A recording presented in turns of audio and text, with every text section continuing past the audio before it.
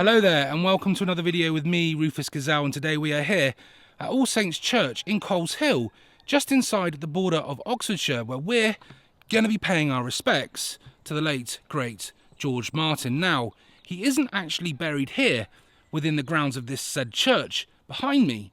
He is actually buried just around the corner in the parish cemetery, but his funeral took place here, and this is where I want to start the video. We're going to talk a lot more about George Martin in a minute, but at the moment I just want to explain who he is for those who maybe don't know. And I'm really astonished if you don't know who he is. Where have you been? Maybe living under a rock. But George Martin was the most famous music producer, I feel, that has ever lived. He was the fifth Beatle to the most iconic rock band, pop band in the world. And if you haven't guessed already, yes, that is the Beatles. Some people may say that George Martin wasn't the fifth Beatle. They feel that Brian Epstein, the manager, was the fifth Beatle, or Stuart Sutcliffe, the former bass player to the band during their time in Hamburg in the early 60s, who died at a very young age. But to me, George Martin was the fifth Beatle, because he influenced the band musically more than anyone else, other than the four members of the Beatles themselves, John, Paul, George and Ringo. So before we actually start and go into more greater depth of the history and life of George Martin, I just wanted to touch base and see how we're all doing today. Hope you're all doing well, and I hope today I don't make any mistakes in this video like I did in my previous one, and you know what I'm going on about, and I've had a lot of flack from that video. Sometimes you get it right and sometimes you get it wrong, but look out for a future video very soon where I will be correcting myself, but more will be revealed in a week or so. But today we are here to speak about and pay tribute and pay our respects to the late, great George Martin. So let's rewind a little bit and talk more about his personal life, the history of the most iconic music producer that has ever lived. Sir George Henry Martin, CBE, was born on the 3rd of January 1926 and died the 8th of March 2016. He was an English record producer, arranger, composer, conductor and musician. He was commonly referred to as the fifth Beatle because of his extensive involvement in each of the Beatles' original albums.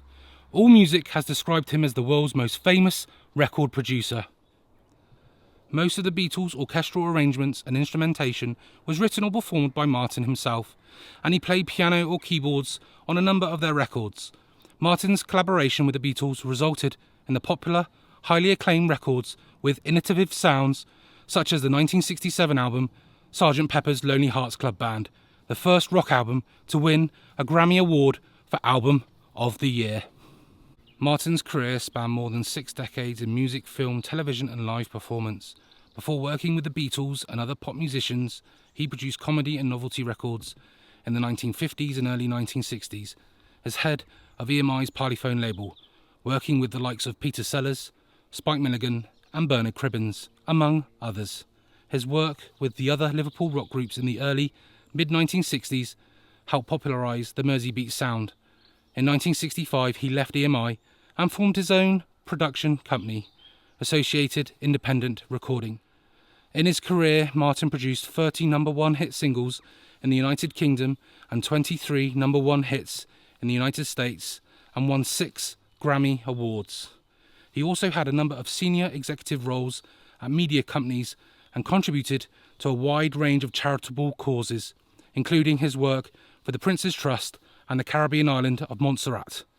In recognition of his services to the music industry and popular culture, he was made a Knight Bachelor in 1996. I could go into a lot of detail here about George Martin, especially in his earlier days, but we would be here all day and it would be a 20-30 minute video before I even got to his grave, and it's not fair on you if I waffle on too much about the history and the life of this iconic music producer. But I will just mention his parents, Henry Harry Martin and Bertha Beatrice Martin, and his sister Irene. When George was 6, his family acquired a piano that sparked his interest in music. At 8 years of age, he persuaded his parents that he should take piano lessons. but those ended after only 6 lessons because of a disagreement between his mother and the music teacher. Martin created his first piano composition, The Spider's Dance, at the age of 8. George continued to learn piano on his own through his youth, building a working of knowledge of music theory through his natural perfect pitch. He said, "I remember when the very first time I heard a symphony orchestra, I was just in my teens when Sir Adrian Boult brought the BBC Symphony Orchestra to my school for a public concert. It was absolutely magical." In 1946, George met Jean Sheena Chisholm, a fellow member of the Royal Navy's choir. They bonded over their mutual love of music. Martin's mother strongly disapproved of Sheena as a partner for George, causing early strain in their relationship. Against Bertha's wishes, Martin and Sheena married at the University of Aberdeen on the 3rd of January 1948. Bertha died 3 weeks later of a brain hemorrhage, and Martin felt responsible for his mother's death. They had 2 children, Alexis, born in 1953, and Gregory Paul Martin, born in 1957. Around 1955, the Martins moved from London and bought a home in the development town of Hatfield, Hertfordshire, some 20 miles north. By the early 1960s, George sought divorce, but Sheena refused, citing her childcare needs. By this time, Martin had also moved out of Hatfield and rented a small flat in central London, which he shared with his widowed father for a time. Their divorce was finalised in February 1965. Martin met Judy Lockhart-Smith on his first day of work at EMI Studios in 1950, where she served as a secretary to Parlophone. Martin chose to retain her as a secretary when he assumed direction of Parlophone in 1955, and they commuted together from Hatfield each day. Martin and Lockhart-Smith began a discreet affair in the late 1950s. They married on the 24th of June 1966 at the Marylebone Registry Office. They had 2 children, Lucy, born 1967, and Giles Martin, born 1969. George Martin was first introduced to the Beatles in the early 1960s when he was told about Brian Epstein, who was managing a pop group that had been turned down by the majority of labels, including Decca. He arranged to meet Epstein on the 13th of February 1962, where he heard the Decca recordings, which he thought were unpromising. He did, however, think well of John Lennon and Paul McCartney's vocals. The pair met again on the 9th of May at Abbey Road, where they agreed a contract without Martin having met the Beatles or seen them perform. The contract, which he felt gave them nothing to lose, promised the Beatles a royalty of 1 penny for each record sold. George Martin agreed to sign the contract only when he had heard an audition from the band. This took place on the 6th of June 1962, produced by Ron Richards with engineer Norman Smith. Martin was not present at the session, but did meet the band and listen to the recordings. While he thought the band's original songs below par, he was impressed by their wit. When he asked them if there was anything they didn't like, George Harrison replied, "I don't like your tie." From then on, the session was filled with jokes. George Martin, however, wasn't overly impressed with Pete Best. He thought his performance and his drumming wasn't good enough, so instead he booked Andy White, a session drummer, to replace Pete Best. But Ringo actually showed up to play on Love Me Do, but Martin had already booked White. Martin said, "I don't even know who you are," to Ringo. Not wanting to take any more risks, he decided to stick with Andy White. Ringo played on the second recording of Love Me Do, and no doubt regrets leaving Ringo out on the first recording to this day. After deliberating for a time whether to make Lennon or McCartney the lead vocalist of the group, Martin decided he would let them retain their shared lead role. Suddenly it hit me that I had to take them as they were, which was a new thing. I was being too conventional. Martin's first collaboration with the Beatles wasn't a big hit, but their second single with him, Please Please Me, made an immediate impact and propelled the band to national stardom in Britain, and the rest, they say, is history. Martin composed, arranged and produced film scores beginning in the early 1960s, including the instrumental scores of the films A Hard Day's Night in 1964, for which he won an Academy Award nomination, Ferry Cross the Mersey in 1965, Yellow Submarine in 1968, and Live and Let Die in 1973.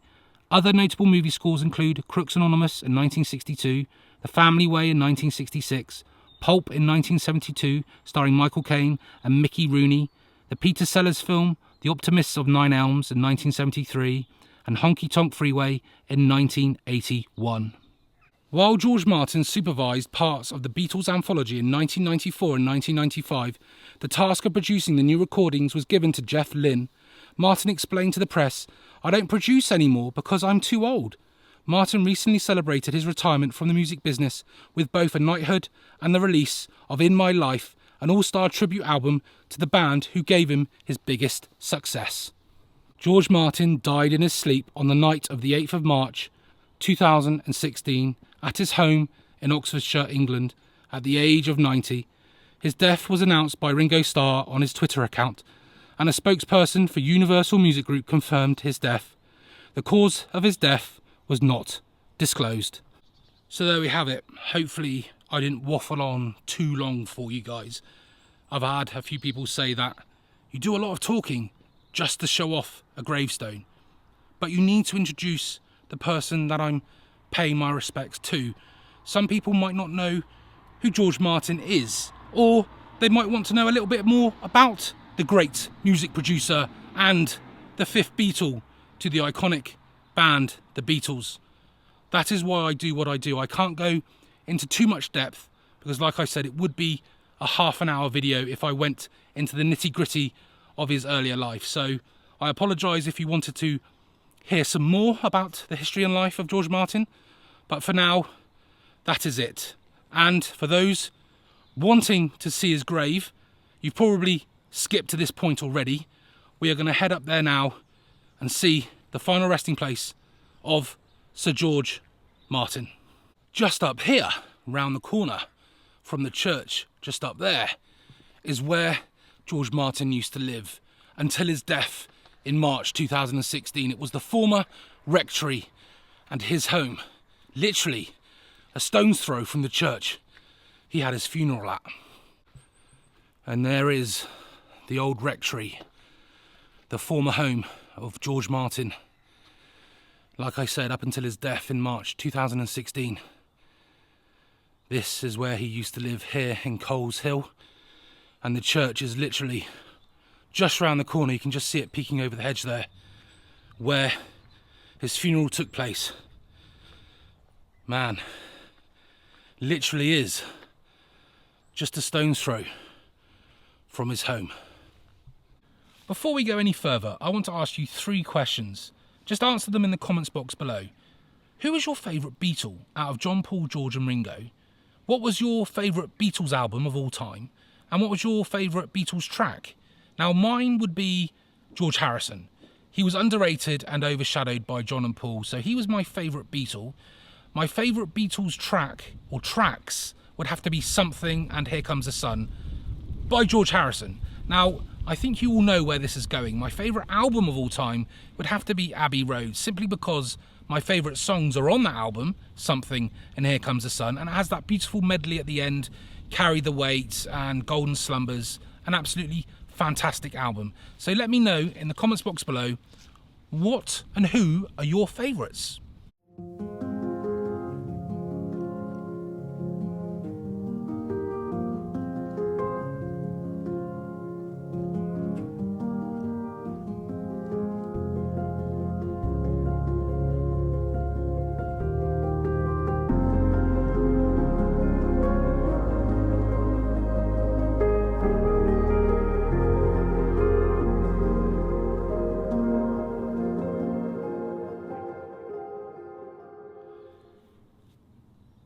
There we go. You've just seen from that little introduction there, as we've walked through into this parish cemetery, only just round the corner from the church, which is just over there, not far. Just turn left after the pub, up that road for about 50 metres, and on the left hand side you will see the parish cemetery here.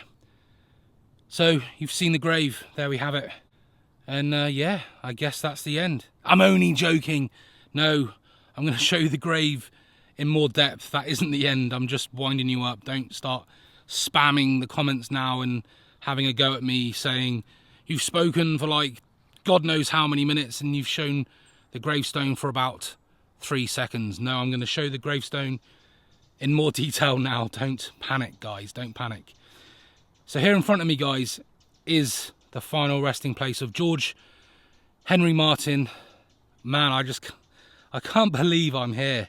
This man here has transformed the music industry in ways that I just can't explain, and he is right here in front of me, laid to rest.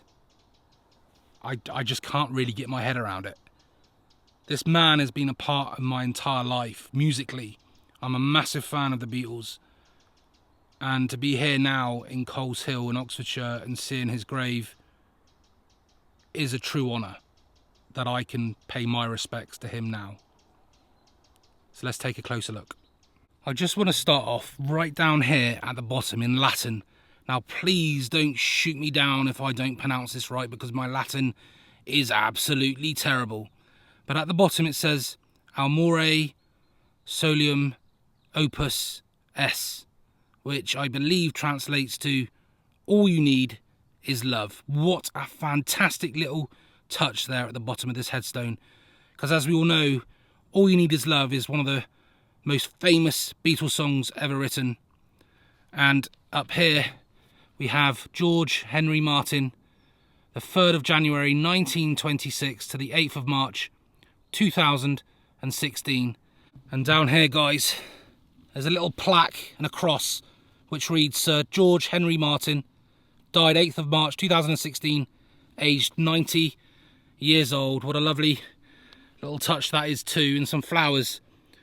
Looks like someone was here only 2 or 3 days ago, because they look quite fresh to me. They're not died off and wilted yet. But here we have it, guys, the final resting place of Sir George Martin.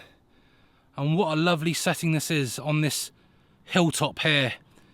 And you can just see in the distance Wiltshire, as we're just inside the border of Oxfordshire right now. And Swindon is only, I don't know, 10 or so miles in that direction. And what a lovely setting this is. I can't believe how peaceful, and the view is spectacular here at this little parish cemetery in Coleshill. So quiet and so tranquil. Well, until I arrived, as I've been told many a time. I do shout in my videos, which I don't mean to do. So hopefully I haven't disturbed the peace too much. But yeah, I can't believe I'm here at this grave. This is truly such an honour to be here right now. This man is an absolute legend. You don't realise how much this man changed music history with the help of obviously John, Paul, George and Ringo. But he really did influence their music and give them a unique style that basically transformed modern music to this day. All I've got left to say about this great man is thank you so much, George, for everything. I mean everything, because without you, I do feel maybe the Beatles might have gone in a different direction, or after Brian Epstein passed away, they had you to turn to in guidance. And I just want to thank you for all your tremendous dedication in the music industry that you have given, literally across all spectrums, composing, being a musician yourself, and obviously a producer. So this is truly a remarkable man. I don't think you realise how remarkable this guy is, to me anyway.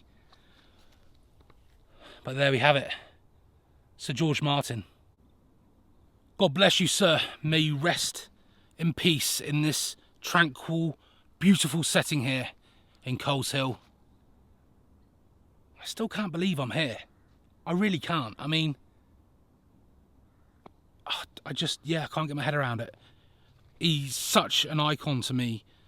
I don't know if you've guessed already, I'm a big fan of the Beatles. I have visited Stuart Sutcliffe's grave and I've visited Brian Epstein's grave. I've never recorded it on camera, but I have been there about 15 years ago just to pay my respects. So one day, hopefully, I will be able to get back up to Liverpool and document their graves on this channel, because there's a lot to do in Liverpool that I really would love to cover. All because of John, Paul, George and Ringo and this man down here, Sir George Martin. I'll take my hat off to you, man. You're an amazing, talented individual. God bless you.